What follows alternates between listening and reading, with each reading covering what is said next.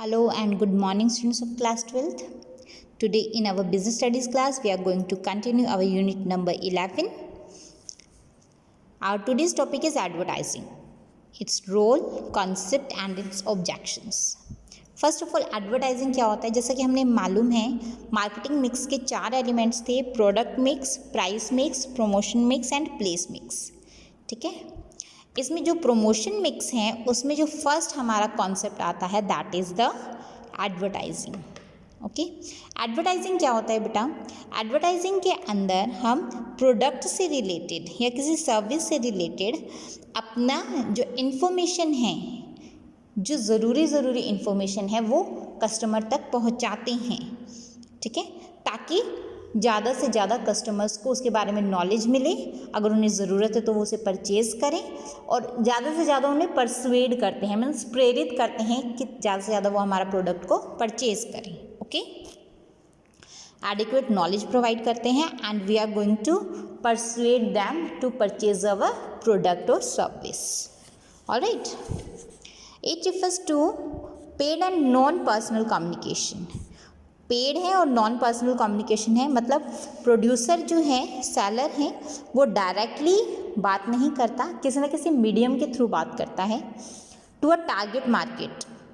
Target market को जिस भी आप कह सकते हैं मार्केट से रिलेटेड हमारा प्रोडक्ट है, उस मार्केट को टारगेट करके आइडेंटिफाइड स्पॉन्सर की हेल्प से वो काफ़ी बड़े लेवल पर, काफ़ी बड़े चैनल को क्या करता है, कम्युनिकेट करता है for the adequate information of his product. Okay, definition according to Wheeler, advertising it is any paid form, non personal presentation of ideas, goods and services for the purpose of inducing people to bye.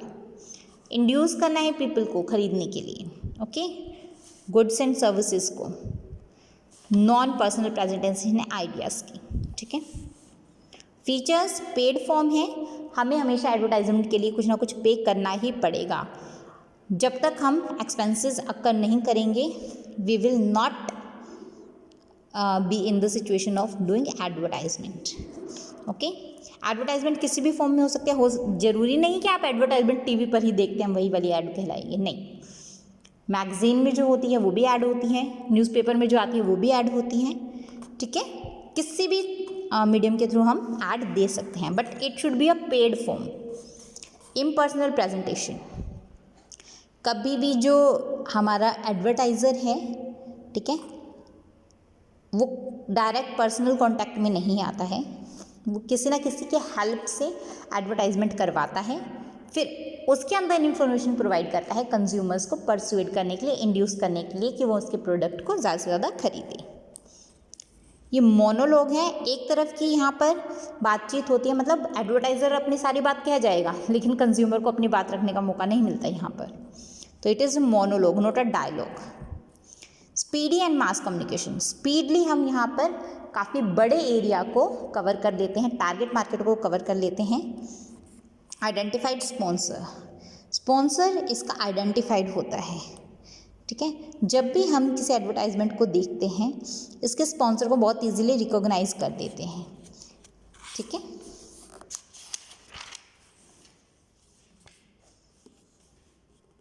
अगर उसका sponsor हम recognise नहीं कर पाते तो वो advertising नहीं कहलाएगी. रोल ऑफ एडवर्टाइजमेंट, एडवर्टाइजमेंट की इम्पोर्टेंस मैन्युफैक्चरर को, दूसरा है सोसाइटी को, फिर तीसरा है कस्टमर. क्या इंपॉर्टेंस है, क्यों देते हैं advertisement? First, enhancing customer satisfaction and confidence. Customer satisfy रहता है एडवर्टाइजमेंट की हेल्प से कि उसने जो प्रोडक्ट खरीदा है, जिस इन्फॉर्मेशन के बेसिस पे खरीदा है उसी के अकॉर्डिंग उसका प्रोडक्ट है. ठीक है, सेटिस्फाई होता है कंज्यूमर, मेंटल सेटिस्फैक्शन मिलता है कंज्यूमर को. Helpful in increasing demand, existing product की डिमांड को बढ़ाने के लिए एडवर्टाइजमेंट बहुत हेल्पफुल होती है. कई बार मार्केट में प्रोडक्ट अवेलेबल होता है लेकिन कंज्यूमर को उसके बारे में नॉलेज नहीं होती, तो by providing the adequate knowledge to the consumer we can increase the demand of the existing product. Helpful in facing competition, market में हमारे प्रोडक्ट की जैसे और भी प्रोडक्ट होंगे, ठीक है, तो उनको मार्केट से बाहर निकालने के लिए या फिर मार्केट में अपनी अच्छी पकड़ बनाने के लिए हम क्या करते हैं, एडवर्टाइजमेंट करते हैं। Helpful in increasing the market area, market area को बढ़ाने में हमारी हेल्प करता है। कैसे? अगर अभी कंज्यूमर किसी और के प्रोडक्ट को यूज़ कर रहे हैं और उसका प्रोडक्ट इतना ज़्यादा गुड नहीं है, तो हम अपने प्रोडक्ट की तरफ अट्रैक्ट करते सकते हैं कंज्यूमर को with the help of the advertisement. Creating brand preference, जब हम अपनी एडवर्टाइजमेंट को बार बार दिखाते रहते हैं तो उससे जो कंज्यूमर है उसके मन पर, उसके दिमाग पर हमारे प्रोडक्ट की एक छाप छप जाती है और जब भी वो मार्केट में जाता है तो उसको वही प्रोडक्ट का नाम ध्यान रहेगा जब भी उसको वो प्रोडक्ट खरीदना होगा। तो ब्रांड प्रेफरेंस मार्केट में हमारे प्रोडक्ट की बन जाएगी। सोसाइटी के लिए एम्प्लॉयमेंट जनरेट करता है, जब भी हम एडवर्टाइजमेंट देते हैं तो काफ़ी सारी चीज़ें करनी होती है। Screen printers, blog makers, script writers, painters, इन सबको जॉब प्रोवाइड किया, जॉब मिल जाता है एक तरह का। Helpful improving the standard of living, standard of living बढ़ाने में काफ़ी ज़्यादा मदद करता है मार्केट में, क्योंकि जो नए नए प्रोडक्ट आते हैं उससे रिलेटेड नई नई इन्फॉर्मेशन हमें मिलती है। तो ये लेटेस्ट न्यू और टेक्नोलॉजी जो भी आ रही है मार्केट में उसके बारे में हमें information with the help of these advertisement मिलती है। तो जब हमें इन्फॉर्मेशन मिलेगी तभी तो हम उसको एक्सेप्ट करेंगे, ठीक है ना, एक्सेप्ट करेंगे, अडॉप्ट करेंगे और वो हमारा स्टैंडर्ड ऑफ लिविंग बढ़ाने में हेल्पफुल रहेगा। Helpful in survival of communication media, TV, newspaper, radio, magazine, ये किसके हेल्प से चलते हैं? उसके अंदर मिलने वाली इन्फॉर्मेशन से नहीं चलती, वो एडवर्टाइजमेंट के हेल्प से इतना बड़े मास एरिया को कवर करते हैं। सारी उनकी ज़्यादातर जो इनकम है वो कहाँ से मिलती है उनको? एडवर्टाइजमेंट से।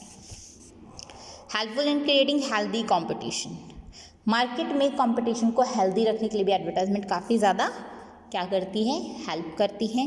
कैसे? हम जैसे अपने प्रोडक्ट की एडवर्टाइजमेंट कर रहे हैं, कॉम्पिटिटर भी अपने प्रोडक्ट की एडवर्टाइजमेंट कर रहा होगा, ठीक है ना। तो उस कॉम्पिटिटर को बीट करने के लिए हम अपने प्रोडक्ट की क्वालिटी एनहांस करेंगे, उससे ज़्यादा बेटर प्रोडक्ट हम मार्केट में लेकर आएंगे, ठीक है ना। और जब हम बेटर प्रोडक्ट लेकर आएंगे तो ऑब्वियसली हेल्दी कंपटीशन मार्केट में आएगा।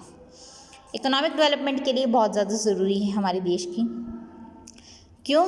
जो एडवर्टाइजमेंट है वो सिर्फ कंट्री की बाउंड्रीज़ के अंदर तक सीमित नहीं रहता, वो आउटसाइड द कंट्रीज़ भी की जाती है, ठीक है। और जब हमारी जो डिमांड है प्रोडक्ट की यहाँ के साथ साथ दूसरी कंट्रीज़ में भी होंगी तो ऑब्वियसली हमारे देश की जो डेवलपमेंट है वो पहले से ज़्यादा बेटर हो पाएगी। कस्टमर्स के लिए एडवर्टाइजमेंट क्यों ज़रूरी है? Reduction in prices.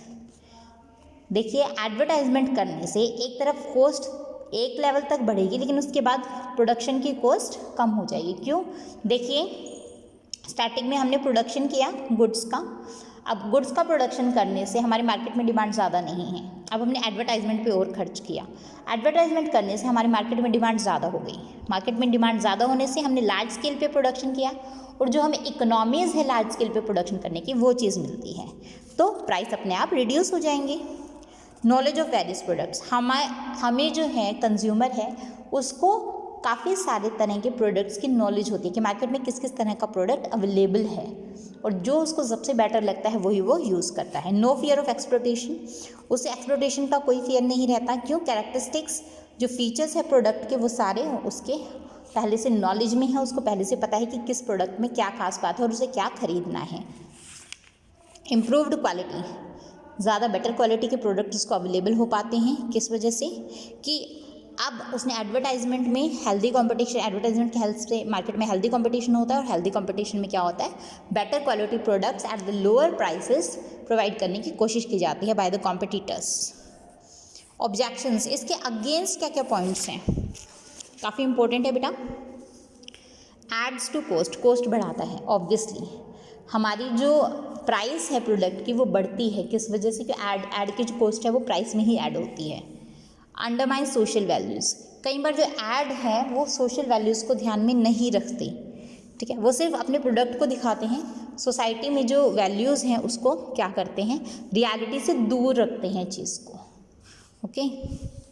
Confuses the buyer, buyer को कंफ्यूज करते हैं। एक ही प्रोडक्ट के इतने सारे ब्रांड्स आ जाते हैं कि बायर कंफ्यूज हो जाता है कि कौन सा यूज़ करे कौन सा ना करे, कौन सा बेटर है कौन सा नहीं है। Encourages sale of inferior products, कई बार इन्फीरियर प्रोडक्ट की भी इतनी ज़्यादा आप देखेंगे एडवर्टाइजमेंट में, इतनी ज़्यादा उसमें बढ़ा चढ़ाकर चीज़ों को बताया जाएगा कि उससे जो इन्फीरियर प्रोडक्ट है वो उसकी एक्चुअल रियलिटी को छोड़कर कंज्यूमर जो एड में दिखाया गया है उस पर भरोसा करके प्रोडक्ट को खरीद लेगा। ठीक है, तो कई बार झूठ भी दिखाया जाता है एडवर्टाइजमेंट में, जिससे इन्फीरियर प्रोडक्ट्स भी एनकरेज होते हैं। कुछ एडवर्टाइजमेंट का टेस्ट बहुत ख़राब होता है।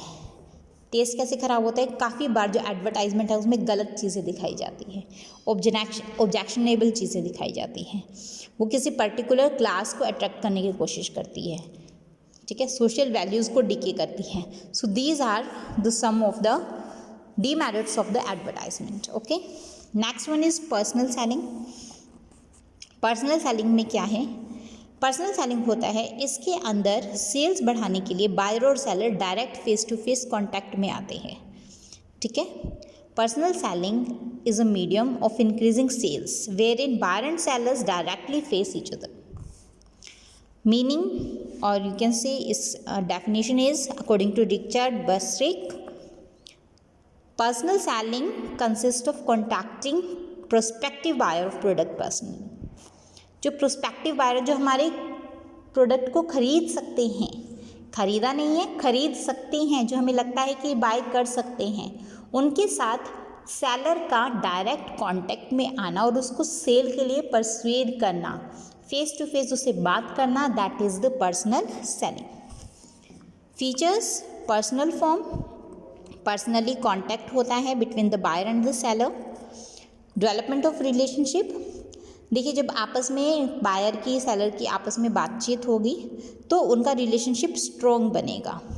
अपनी व्यूज़ वो एक्सचेंज करेंगे, आइडियाज़ एक्सचेंज करेंगे, जिसकी हेल्प से बायर बायर सेलर को ज़्यादा अच्छे से जान पाएगा और सेलर बायर को बहुत अच्छे से जान पाएगा और उसके प्रोडक्ट को समझ पाएगा। ओरल कन्वर्सेशन होती है इसमें। ठीक है, मतलब आपसी बातचीत के साथ ही इसमें प्रोडक्ट के बारे में इंफॉर्मेशन प्रोवाइड की जाती है। क्विक सॉल्यूशन ऑफ क्वेरीज, अगर बायर को किसी तरह की क्वेरी है, क्वेश्चन है उसके माइंड में प्रोडक्ट से रिलेटेड, वो डायरेक्टली पूछ सकता है सेलर से और उसी वक्त सेलर उसका रिड्रेसल कर देता है। रिसिप्ट ऑफ एडिशनल इन्फॉर्मेशन, अगर कुछ एडिशनल इन्फॉर्मेशन भी प्रोवाइड करनी है सेलर को तो वो भी एडिशनल इन्फॉर्मेशन प्रोवाइड कर सकता है to the buyer. Real sale, personal selling के अंदर सिर्फ इन्फॉर्मेशन नहीं दी जाती, एडवर्टाइजमेंट में तो सिर्फ इन्फॉर्मेशन दी जाती है, लेकिन पर्सनल सेलिंग में रियलिटी में सेल्स की जाती है। ठीक है, ये बहुत इंपॉर्टेंट क्वेश्चन है, what are the qualities of a good salesman. Physical quality, physically वो हेल्दी होना चाहिए। ठीक है, ऐसा ना हो कि फर्स्ट इंप्रेशन ही उसका बैड इंप्रेशन पड़े, तो फर्स्ट इंप्रेशन उसका हेल्दी होना चाहिए। हेल्दी मीन्स मोटा नहीं, हेल्दी मीन्स एकदम फिट एंड फाइन। ओके, किसी तरह की बीमारी ना हो, जुकाम ना हो, खांसी ना हो, इस तरह के बीमार व्यक्ति ना हो। गुड सेल्समैन होना है तो उसको फिजिकली फिट होना चाहिए। साइकोलॉजिकल क्वालिटी, उसका माइंड सेट एकदम काम स्टेज पर होना चाहिए, एकदम शांत भाव से वो, अगर मान लीजिए कभी कस्टमर हमारे ऊपर कई बार होता है ज़्यादा तेज बढ़ चढ़ कर आता है तो उस सिचुएशन को भी उसको हैंडल करना आनी चाहिए। साइकोलॉजिकली वो काफ़ी ज़्यादा स्ट्रॉन्ग होना चाहिए। टेक्निकल क्वालिटी, उसके अंदर टेक्निकल क्वालिटी होनी चाहिए, मीन्स जो प्रोडक्ट है उसका यूजेस कैसे करने हैं, एडवांटेजेस क्या है, स्पेशलिटी क्या है, प्रोडक्ट के लिए हर चीज़ हर इन्फॉर्मेशन उसके पास प्रॉपरली अच्छे से उसको नॉलेज हो। ठीक है, गुड कम्युनिकेशन स्किल, उसकी कम्युनिकेशन स्किल अच्छी होनी चाहिए। ऐसा नहीं हो कि वो काफ़ी देर तक बात कर रहे हो और हम बोर हो जाएं। ठीक है, अगर वो बात कर रहा है तो हमें भी मौका दें बात करने का सेल्समैन। ऑनेस्ट होना चाहिए, गलत चीज़ें ना बताए प्रोडक्ट के बारे में, फॉल्स इन्फॉर्मेशन प्रोवाइड ना करें। कर्टेसी मीन्स वफादार होना चाहिए। क्यों?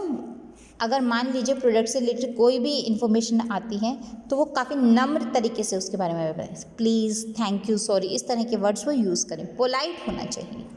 परसिस्टेंस परसिस्टेंट मीन्स कि अगर मान लीजिए कस्टमर को किसी भी तरह का कोई प्रॉब्लम होती है तो उसी को उसी वक्त साथ साथ सॉर्ट आउट करें और अपना टेम्पर जल्दी ना खोएं, ठीक है। क्यों? कस्टमर को बहुत ईजिली और बहुत ही आप कह सकते हैं रिफाइंड तरीके से वो हैंडल करें। Capacity to inspire trust. Trust बनाना बहुत ज़्यादा ज़रूरी है प्रोडक्ट में, कि मेरा प्रोडक्ट ऐसा है, आप एक बार यूज़ करोगे तो बार बार यूज़ करोगे, क्या वजह है उसके बारे में पूरी इन्फॉर्मेशन दें, ठीक है। उसको बाकायदा वहाँ पे अगर ज़रूरत पड़े तो सैम्पल लेके उसको बाकायदा वहाँ पे डेमो भी दें ताकि उसका ट्रस्ट बने। और अगर सेल्स के बाद भी कुछ प्रॉब्लम आती है तो अगर हम सेल्समैन से कांटेक्ट करते हैं तो वो उस क्वेरी को भी सॉर्ट आउट करें। So these are the qualities of a good salesman. Next one, difference between advertising and personal selling. Form, it is impersonal, it is personal. Message, uniformity message में रहती है, इसमें अलग अलग हो सकता है। फ्लैक्सिबिलिटी, इसमें फ्लैक्सिबिलिटी नहीं होती, इसमें फ्लैक्सिबिलिटी होती है। अकॉर्डिंग टू सिचुएशन हम अपना मैसेज चेंज कर सकते हैं, हम अपना कम्युनिकेशन स्किल चेंज कर सकते हैं।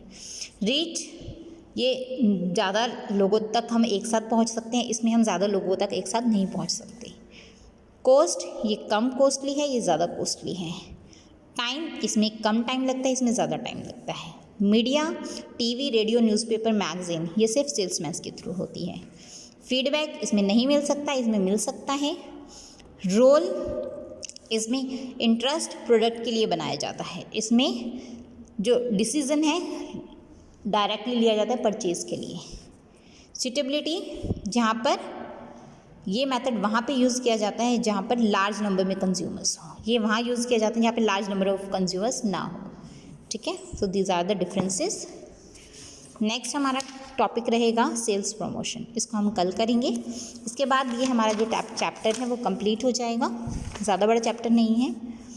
इसके बाद हम नेक्स्ट चैप्टर शुरू करेंगे। तो आज के लिए आप ये जितना भी चैप्टर है पूरा रिवाइज़ कीजिएगा अच्छे से, उसके बाद इसके नोट्स बनाइएगा। अगर इसमें कहीं भी कोई कन्फ्यूजन आती है तो उसके बारे में पूछेगा ज़रूर। Okay, so that's all for today बेटा, थैंक यू।